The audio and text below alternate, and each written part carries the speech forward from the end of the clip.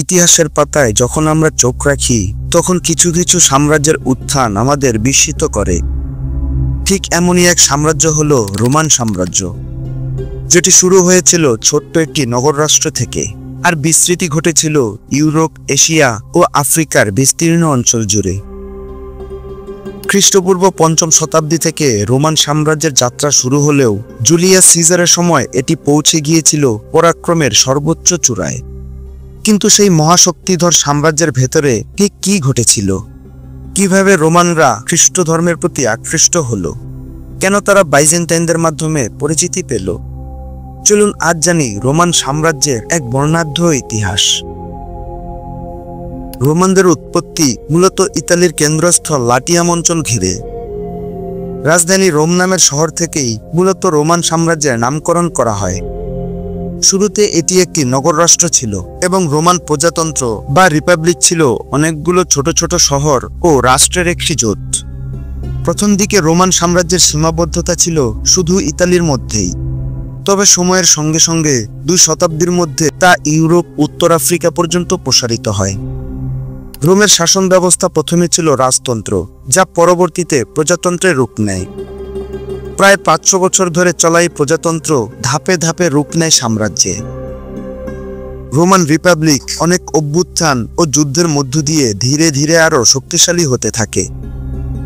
কিন্তু সেই শক্তির মধ্যেই জন্ম নেয় একচ্ছত্র ক্ষমতার লোভ। এ প্রজাতন্ত্রে আবির্ভাব ঘটে জুলিয়াস সিজারের মতো প্রভাবশালী এক নায়কের। জুলিয়াস সিজার রোমকে নতুন এক উচ্চতায় নিয়ে যান। মিশর অভিযান, কিউপেট্রার সঙ্গে সম্পর্ক সবই ইতিহাসের আলোচিত অংশ। তার মৃত্যুর পর ক্ষমতায় আসেন দত্তক পুত্র অক্টাভিয়ান, যিনি পরবর্তীতে অগাস্টাস নামে পরিচিত হন। অগাস্টাস প্রজাতন্ত্রের অবসান ঘোষণা করে প্রতিষ্ঠা করেন রোমান সাম্রাজ্য। এখানেই শুরু হয় রোমান সম্রাটদের শাসনকাল। উল্লেখযোগ্যভাবে জুলাই ও আগস্ট মাসের নামকরণও জুলিয়াস সিজার ও অগাস্টাস এ ২ মহান শাসকের নামেই নামকরণ করা হয়। জুলিয়াসের জন্মমাস জুলাই আর অগাস্টাসের জন্মমাস আগস্ট। এগুলো শুধুমাত্র নাম নয়, বরং একটি রাজকীয় মর্যাদার চিহ্ন।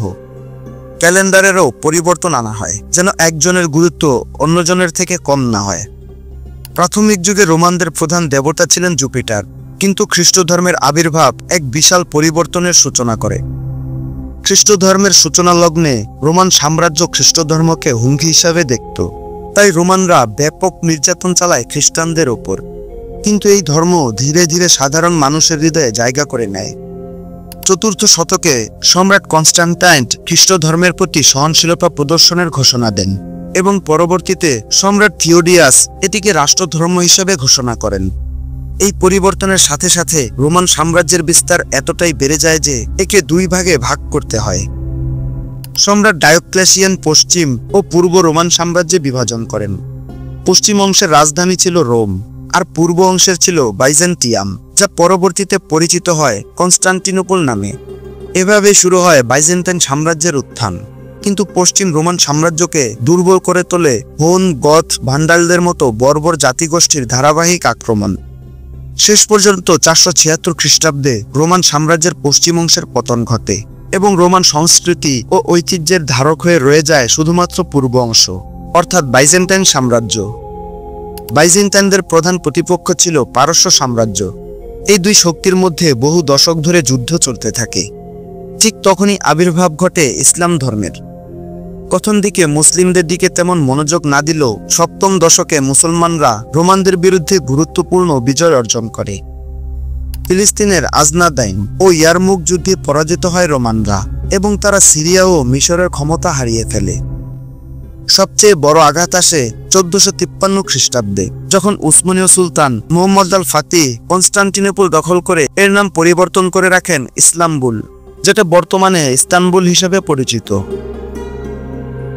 এক সময়ের বিশ্বের সবচেয়ে পরাক্রমশালী সাম্রাজ্যটি এখন ইতিহাসের পাতায় পরিণত হয়েছে, কিন্তু তাদের নির্মিত স্থাপত্য, আইন ও সংস্কৃতি আজও পৃথিবীর নানা প্রান্তে ছড়িয়ে রয়েছে।